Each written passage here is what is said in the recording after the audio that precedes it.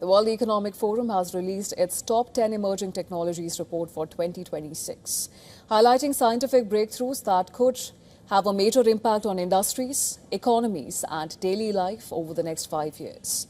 The report was produced in collaboration with scientific publisher Frontiers, and it identifies technologies that are moving from the research stage towards real-world development.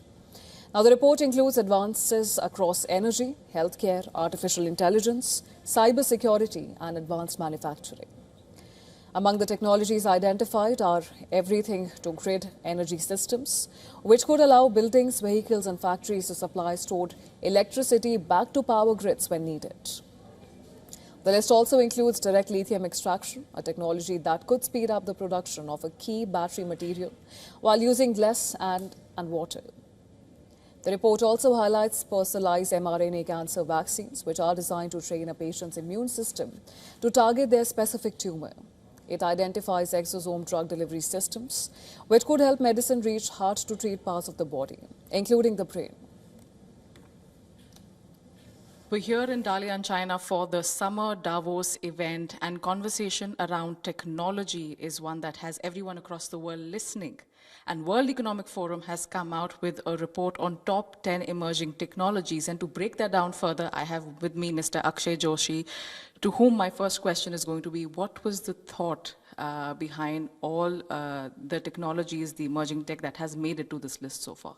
The idea is to identify technologies that are not very nascent in a lab environment, but where the signals are pronounced such that, with the right stakeholder action, they can really make it to reality and can be very widespread in nature. So that was the thought with which we've always identified the technologies in this particular report. Other technologies include quantum simulation for drug discovery, advanced AI world models, and lattice-based cryptography designed to protect data from future quantum computers. The report highlights that scientific breakthroughs must be reached by timely regulation and public policy. It stated that the success of these technologies will depend on factors such as infrastructure, regulation, investment, and public trust. In working on this report and many others, especially that are related to technology, what do you feel like in today's time, in today's conversation, is the one policy change or one gap that you would like to see stakeholders fill or at least talk about?